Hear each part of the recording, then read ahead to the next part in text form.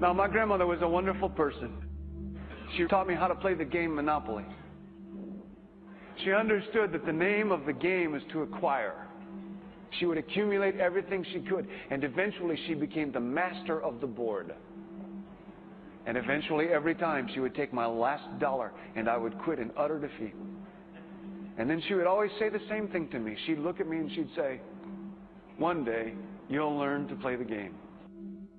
One summer, I played Monopoly with a neighbor almost every day, all day long. We'd play Monopoly for hours.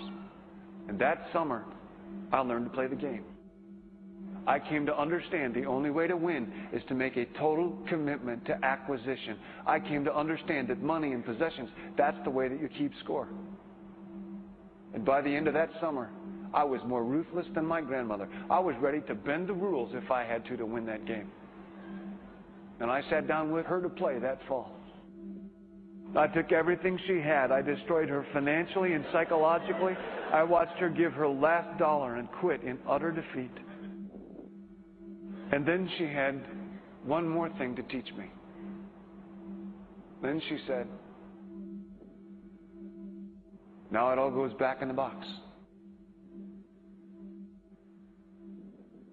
All those houses and hotels, all the railroads and utility companies, all that property and all that wonderful money. Now it all goes back in the box. I didn't want it to go back in the box. No, she said, none of it was really yours. You got all heated up about it for a while. But it was around a long time before you sat down at the board. And it will be here after you're gone. Players come and players go. But it all goes back in the box. Houses and cars, titles and clothes, filled barns, bulging portfolios, even your body. Because the fact is that everything I clutch and consume and hoard is going to go back in the box, and I'm going to lose it all. That's not much of an ROI on that.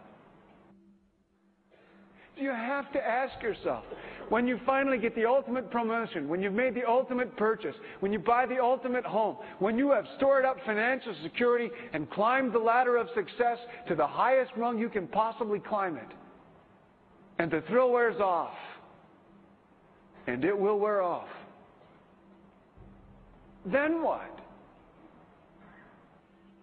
How far do you have to walk down that road before you see where it leads? Surely you understand, it'll never be enough. So you have to ask yourself the question, what matters?